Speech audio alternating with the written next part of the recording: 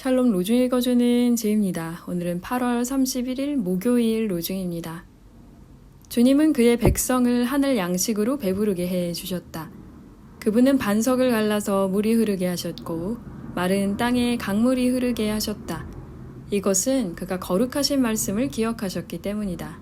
시편 105편 40절에서 42절. 오늘 우리에게 필요한 양식을 내려 주십시오. 마태복음 6장 11절.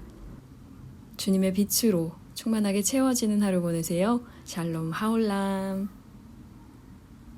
마태복음 6장에 나오는 주기도문은 산상설교의 중심이고 핵심이라고 할 수 있습니다.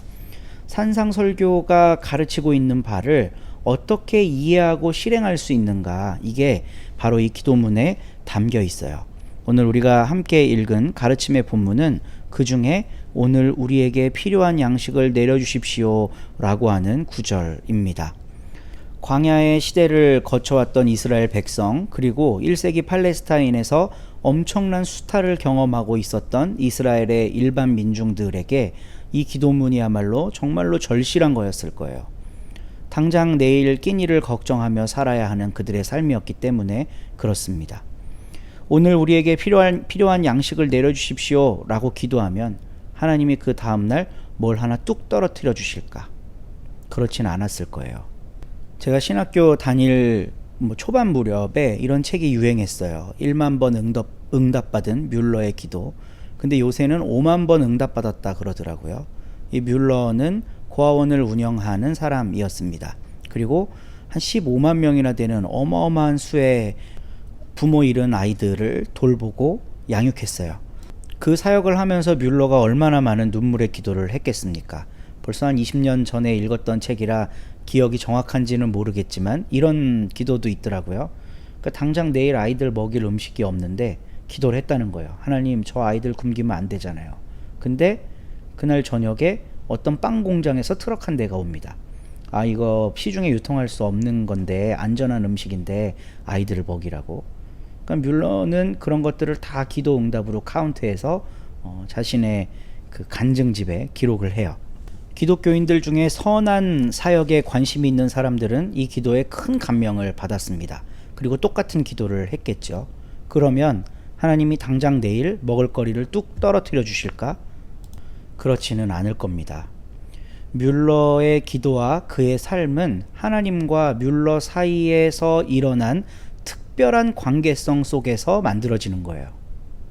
그 뮬러가 이렇게 기도해서 당장 다음날 떡을 딱 받았으니까 나도 그렇게 기도하면 주시겠지. 이거는 나와 하나님하고의 관계가 아닌 겁니다. 오늘 예수님은 오늘 우리에게 필요한 양식을 내려주십시오 라는 기도를 가르쳐 주셨어요. 이건 무슨 의미일까? 지금 내가 살아가고 있는 모든 삶, 내일 한 끼 먹는 이 식사가 하나님과 무관하지 않다는 신앙을 가지라는 거예요. 그러니까 뮬러의 사례를 통해서도 우리는 뭘 배워야 되냐 하면, 뮬러를 하나님께서 그렇게 아끼고 돌보셨듯이 하나님과 나도 그런 관계성 속으로 들어가야 되겠다라는 걸 배워야 된다는 거죠. 그러니까 무슨 주문 외우듯이 뮬러의 기도 똑같이 해갖고 나도 똑같은 축복 받아야지, 이거는 나와 하나님하고의 관계성 속에서 맺어지는 신앙이 아니라는 겁니다. 오늘 우리 서로님들도 주님께서 가르쳐 주신 기도를 다시 한번 묵상해 보기를 원합니다. 오늘 우리에게 필요한 양식을 내려주십시오. 나에게 필요한 양식은 무엇이며 그 양식과 나와 하나님은 어떻게 연결되는가? 이렇게 묵상하시면서 오늘도 하나님과 더불어 살아가시기를 축복합니다. 좋은 하루 되세요. 19장. 예수님이 이런 말씀들을 끝마치셨을 때 갈릴레아에서 떠나 요르단 건너편의 유데아 지역으로 가셨다. 많은 무리들이 예수님을 따라갔고 예수님은 거기서 그들을 고쳐주셨다. 그러자 바리새파 사람들이 다가와서 예수님을 떠보려고 여쭈었다. 남편이 아무 구실이든 되어서 자기 아내와 갈라서도 됩니까? 예수님이 되물으셨다. 당신들은 읽어보지도 못했습니까? 창조하신 분이 맨 처음부터 남성과 여성으로 그들을 지으셨다는 것을요. 또 말씀하셨다. 이런 까닭에 남편 될 사람이 아버지와 어머니를 떠나 자기 아내 될 사람과 어우러져서 살게 될 겁니다. 그 둘이 한 몸이 될 겁니다. 그래서 더는 둘이 아니라 한 몸입니다. 그러므로 하나님이 멍에를 함께 매게 하신 것을 사람이 떼어놓지 않아야 합니다. 그들이 예수님께 여쭌다. 그러면 모세는 왜 갈라서겠다는 증서를 주어 아내와 갈라서라고 명령했습니까? 예수님이 그들에게 말씀하신다. 모세는 당신들 마음이 굳어 있음을 생각해서 아내와 갈라서도록 당신들에게 허락한 겁니다.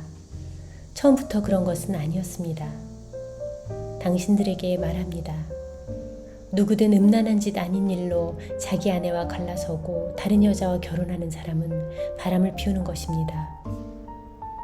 예수님의 제자들이 예수님께 말씀드린다. 사람이 자기 아내와 맺는 관계가 이렇다면 결혼하는 것이 유익하지 않습니다.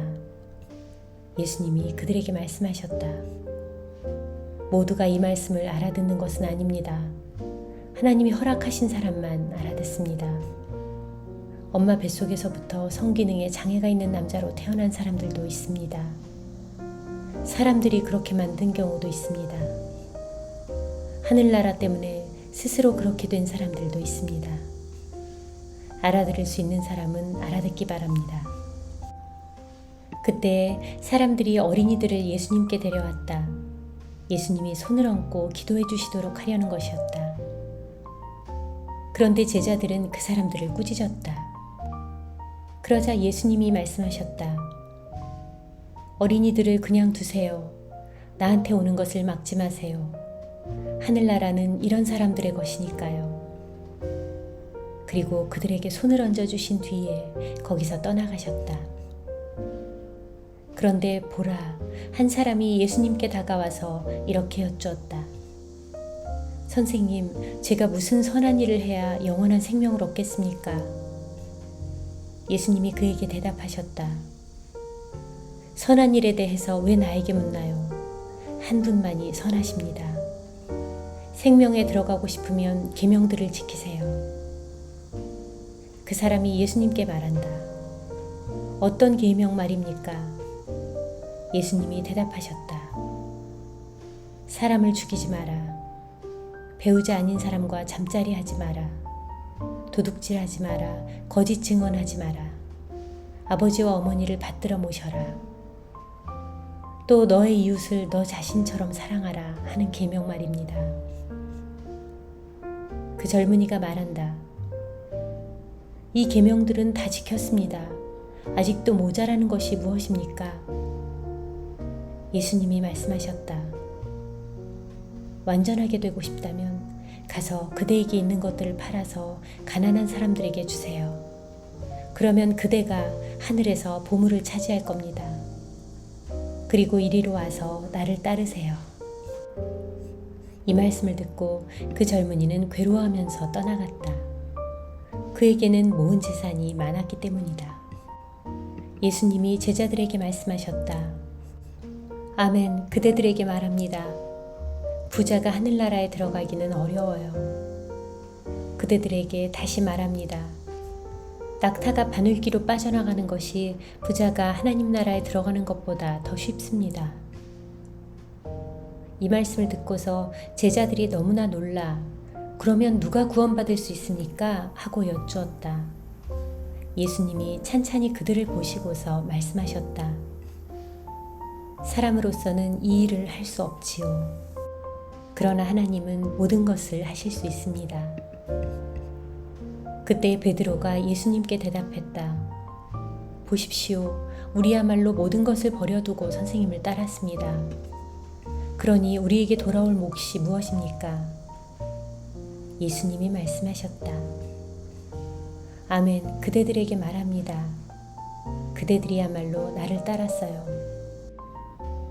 새 세상에서는 곧 인자가 영광스러운 임금자리에 앉게 될 때에는 바로 그대들도 임금자리 12에 앉아 이스라엘 12지파를 심판하고 다스릴 겁니다. 누구든 집이나 형제나 자매나 아버지나 어머니나 자식이나 농토를 내 이름을 위해서 내려놓은 사람은 다 100배로 받을 것입니다. 영원한 생명도 받아 누릴 것입니다. 으뜸이었다가 맨 끝이 되고 맨 끝이었다가 으뜸이 될 사람이 많을 것입니다. 아멘.